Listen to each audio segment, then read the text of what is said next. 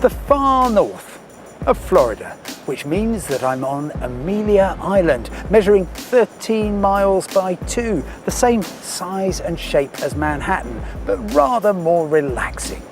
And this is the island's only city, Fernandina Beach.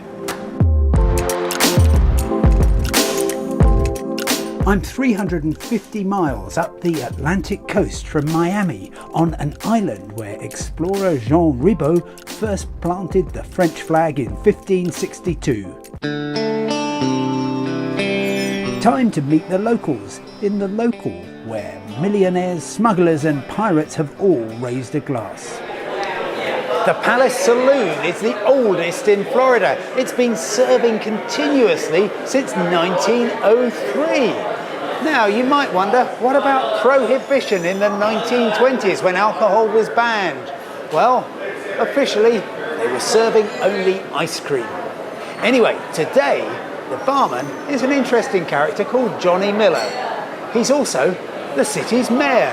The great thing about this job, the city job, has been seeing how the nuts and bolts of the city run, seeing what happens to where our water comes from, seeing how our police department, fire department work.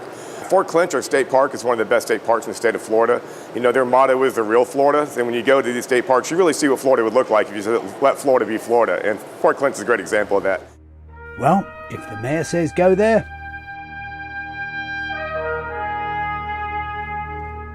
you can understand Amelia Island wanting some big guns, given that 8 flags have flown over the place. France, Spain, England, then a couple of irregular groups, the Patriots, Florida's Green Cross, followed by Mexico, the Confederates, and finally the Stars and Stripes.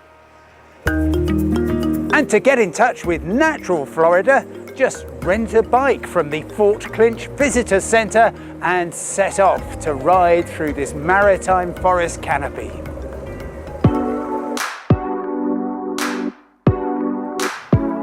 And I've finished up here at the northernmost point of Amelia Island and Florida. Over there is the state of Georgia. If you want to stay in the Sunshine State, and frankly, who doesn't, the only way is south. I'm heading south for the place where European settlement of Florida began, St. Augustine. There's no dispute about where the first colonial city in the present-day US was established, St. Augustine. In the grounds of the oldest house, I met the historian Susan Parker.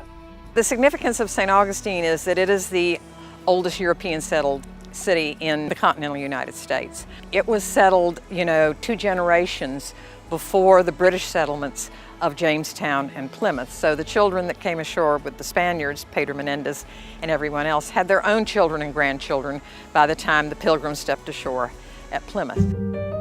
Over the centuries, the coastline of northeast Florida has seen more than its fair share of conflict.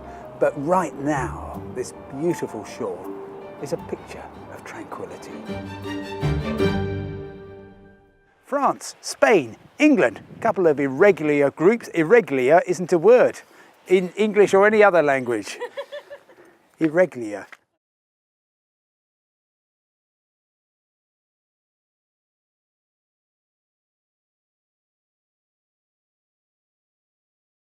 I love St. Augustine. It's one got quaint shopping and dining. It's got the fort there, just a historical significance. And interestingly, after the Civil War, it was one of the first free cities in the United States. So there's tremendous heritage from the first city in the United States to being the first free city. I think you go there and you get yourself lost there at Casa del Monaco, wonderful hotel.